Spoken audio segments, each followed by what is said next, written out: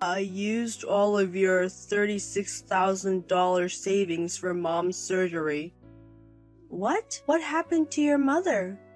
She's been diagnosed with terminal cancer. It's infuriating. She's only 60. There is no God. That's worrisome, but what do you mean by my savings? We need money for the treatment. That may be true, but why would you use it without asking? How did you withdraw it? I transferred it to my account through online banking. The password is? I found it in the box under your drawer. You shouldn't take it without permission, right? Are you weighing life against money? I didn't say that, did I? You should have consulted me. You, a money grubber, wouldn't nod unless I did this, would you? What do you think of me? I'm going to save my mom's life. If that's the situation, I don't mind you using the money, but consult me in the future. You still have your savings from when you were single because of my earnings, right? It's practically my money. Don't act so high and mighty. What's with your tone? Isn't that too much? I'm distressed because my mom's life is at stake. You just keep blaming me. Don't you have any compassion? I'm sorry. I grew up with just my mom after losing my dad. It's natural to want her to live long, right? Yes, I want to visit your mother in the hospital too. No. Why not? My mom knows that I used your money. What would she think if you, the person who provided the money, showed up in her room? Well, maybe she would feel in debt. No. She'll think you're there to collect and her condition will worsen. I won't do that. I'm already full of guilt for what I did to you. If you show up with a "I lent you $36,000 look on your face, it won't help her recovery. But I think there are things that's easier to ask a woman to do, like bringing fresh clothes or doing laundry, and I want to be of help. You've already done enough. Absolutely do not contact her, neither by text nor by phone. Then let me prepare some gifts for her and you can bring them. I can allow that. I hope she gets better soon. You're so carefree. I didn't mean to be. I'm genuinely worried. You, who still have both parents alive, wouldn't understand my feelings. Daniel, don't stress yourself out too much, okay? I'll do anything I can to help. Then take on more work. Eh? It looks like her treatment will take longer. You can never have too much money. But I'm already working full-time. You have nights, don't you? How about a job in the entertainment industry? I've never done that before. You just make drink and sit around doing nothing. Even an idiot could do that job. I think it's a difficult job, you know. Do it. It might be a bit too much for me. Oh, so you're not going to help. Let's get a divorce then. Why does it come to that? There's no point in being together if we can't help each other. If it were your parents who were sick, I'd work around the clock to pay for treatment. Alright, I'll look for job listings. You can start immediately if it's just a trial, so go from today. That's impossible on such short notice. I need some mental preparation. I beg you. You are the only person I can rely on. I understand, but... I'll be at the hospital for a while, and I don't need meals. Contact me when you've made some money. Okay. A job in the entertainment industry. I'm extremely introverted, and the last thing I want to do is customer service. I wonder if I can do this kind of night job. I'm Mia, 29 years old. I've been married to my husband for 3 years, but things haven't been going well lately. With his domineering attitude and volatile emotions, I've been feeling at my limit. But if this is due to his mother's illness, perhaps it was me who lacked understanding. Despite Daniel's strict prohibition, I was so worried about my mother-in-law that I sent her a message on text. However, it remains unread. Mustered up the courage to call, but the announcement that the number you have dialed is revealed that it was an unused number. Being avoided to the point of changing her number, I thought we had a good relationship. In hopes of reducing my husband's anxiety, I decided to try a shift at a cabaret club. Sorry, I went for a trial yesterday, but they told me they couldn't hire me. What? Perhaps because I was silent for too long, the customers lodged numerous complaints, and I was told to go home after only 2 hours. What are you doing? Are you really that incompetent? But I can't just start a high-energy conversation with a man I just met. It's impossible for me. You get paid even for a trial shift, right? How much? It was $36. What? That's not even enough for a kid's allowance. I'm good at programming, but this is a bit... You're really useless. It seems I'm not suited for this. I'll look for another part-time job. Forget it. I thought this might happen, so I found something for you. What? They'll pick you up, so leave the door open. I don't want to. It's scary. It's okay. You're good at massage, aren't you? I'm not especially good at it. You don't have to talk when you're massaging, so you can do it. Does that mean... It's up to you to provide any extra services, but your hourly wage might increase. No, I don't want to do something like that. What's a cabaret club dropout doing, acting so high and mighty? I chose my current job because I'm not good at interacting with people. There's no way someone who spends all day interacting with computers could work in a business that involves dealing with men. You're just not trying. Break out of your shell. I can't. If you go, I get a referral fee. Who are you dealing with? No matter how much money you need for my mother-in-law, you've lost your sense of judgment. Stop the nagging. Do as I say. No, I absolutely won't open the door. Then I'll have to drag you out. I'll be back soon, so wait for me. Stop it. The door is being pounded on. I'm scared. Help me. The noise will stop if you open it.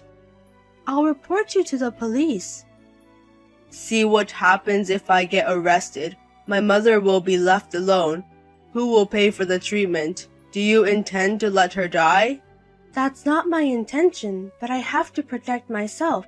Everything is for my mother. Money is less important than life, so stop complaining. This is going too far.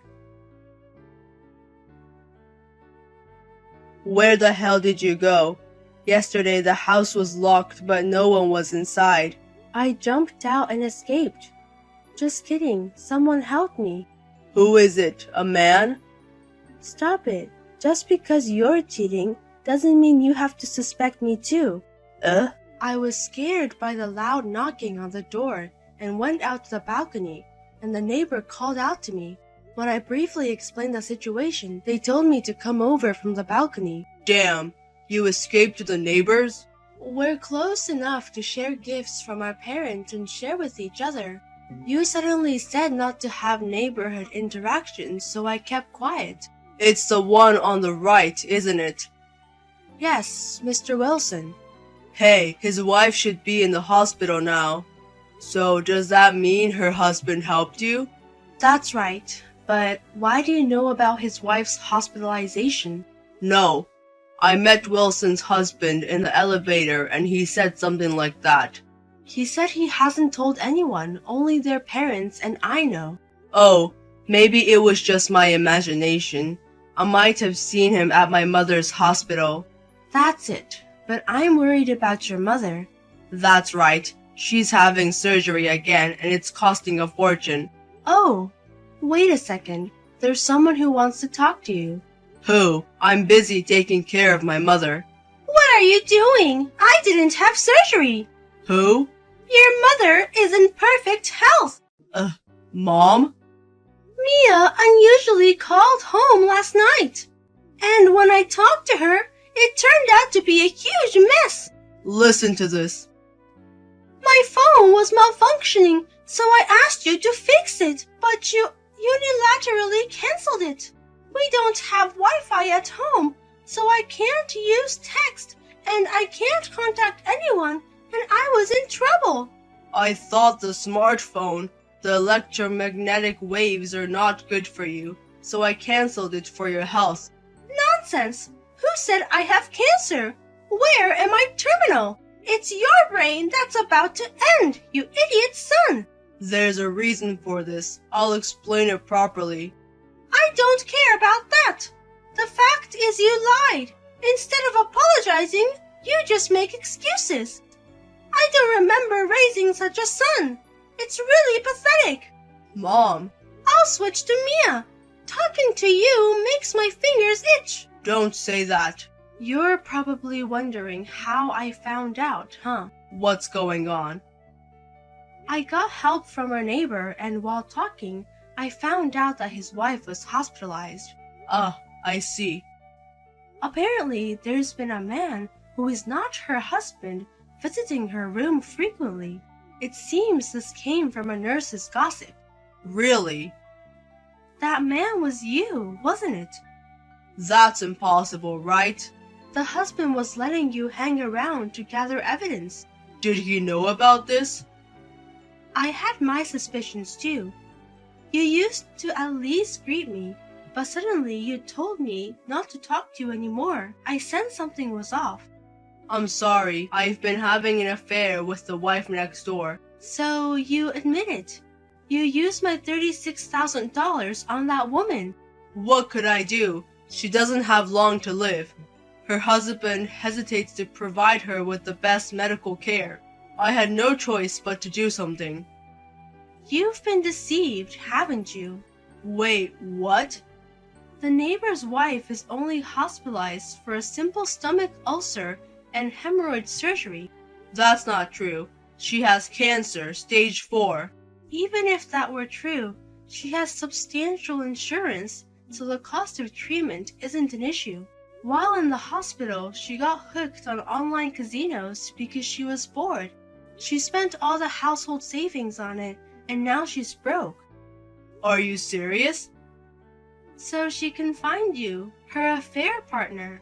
She must have thought that she could squeeze money out of you if she said she had terminal cancer. That damn woman. You loved her, didn't you? Is it okay for you to speak about her like that? If it was just for money, it's a different story. Maybe the thrill of doing something dangerous between neighbors was fun. But an affair is an affair.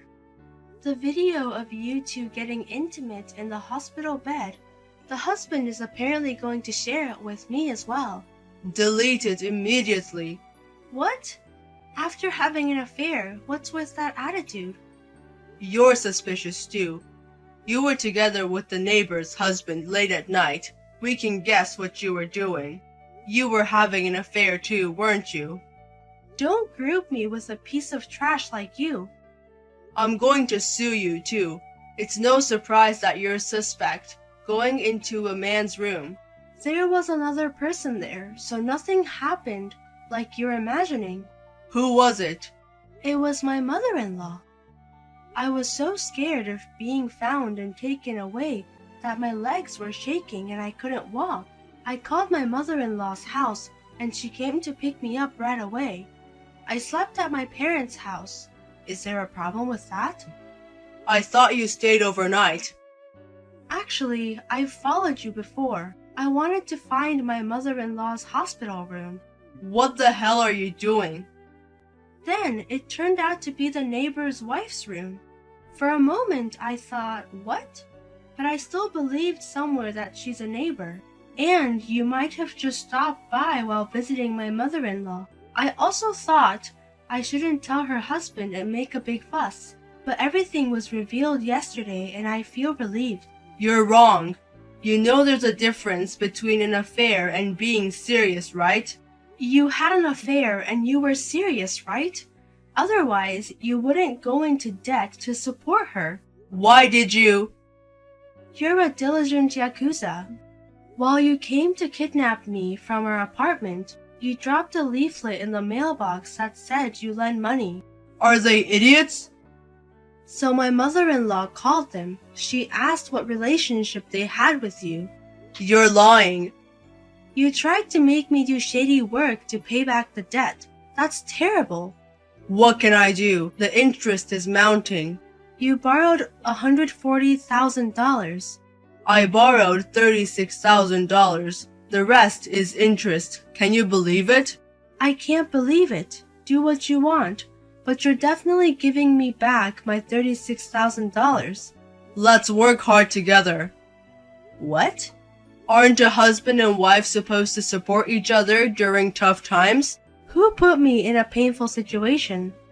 I thought it was good and I became a hostess, but I was scolded for being useless. Do you know how hard it was? I'm sorry, so let's start over. Go away. Don't say such a thing. Pay me compensation and disappear. Mia, Even my mother-in-law says she's cutting ties with you. You can live your life being chased by the gangsters. Don't ever show your filthy face to us again. I don't want that.